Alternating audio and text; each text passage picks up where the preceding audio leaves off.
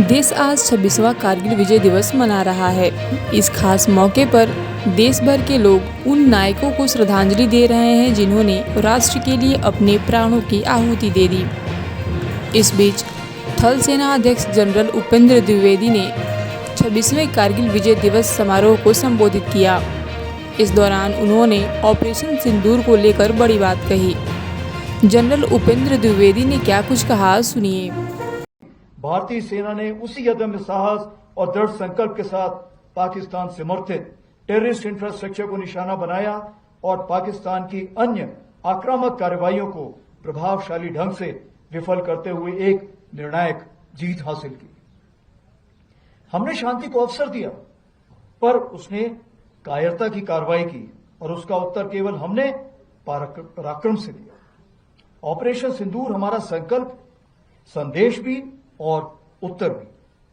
पहलगाम में हुई कायरतापूर्ण आतंकी हमला पूरे देश के लिए गहरी चोट था, लेकिन इस बार भारत ने सिर्फ शोक नहीं जताया, बल्कि ठान लिया कि अब जवाब निर्णायक होगा।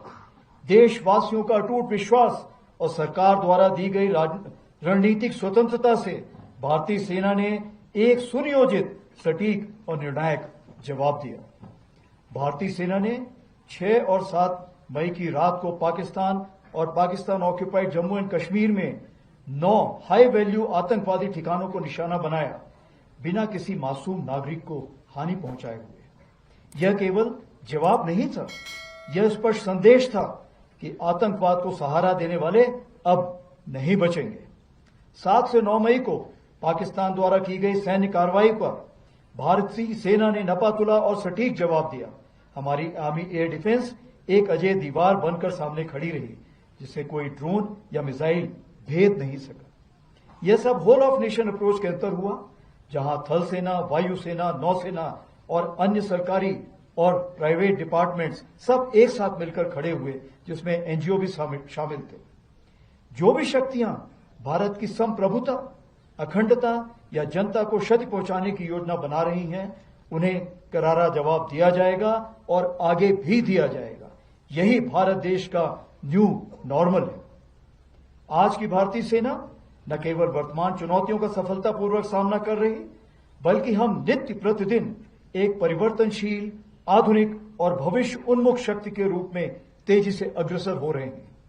इसके अंतर्गत रुद्र के रूप में नई ऑल आर्म्स ब्रिगेड का गठन किया जा रहा है, जिसका सैंक्शन मैंने कल ही दिया है, जिसमें infantry, mechanised infantry, armoured units, artillery, special forces, unmanned aerial system जैसे फाइटिंग कंपोनेंट्स को एक साथ रखा जाएगा और विशेष रूप से तैयार किया जाएगा, जिसमें शामिल लॉजिस्टिक सपोर्ट और कॉम्बैट सपोर्ट होंगे। इसी क्रम में भैरव लाइट कमांडो बटालियन के रूप में एजाइल और घातक स्पेशल फोर्सेस का गठन किया गया है, जो सीमाओं पर शत्रु को चौंकाने के लिए हमेशा तैयार है। हर इन्फेंट्री बटालियन में ड्रोन प्लेटून का गठन किया गया है। वहीं आर्टिलरी में शक्तिमान रेजिमेंट बनाई गई है, जो ड्रोन और काउंटर ड्रोन इक्विपमेंट और लॉयटर म्यूनिशन के साथ लैस होगी।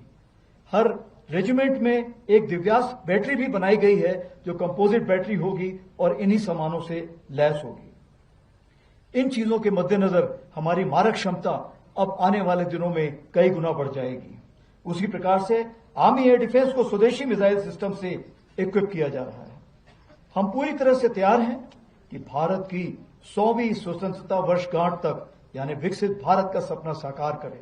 और इस राष्ट्र निर्माण में हमारी सबसे बड़ी ताकत है हमारा विशाल सेना परिवार, जो लगभग 1.3 करोड़ लोगों का समुदाय है, जिसमें सेवारत सैनिक, उनके परिवार, वेटरन्स और वीर गति को प्राप्त सैनिकों के परिजन शामिल हैं।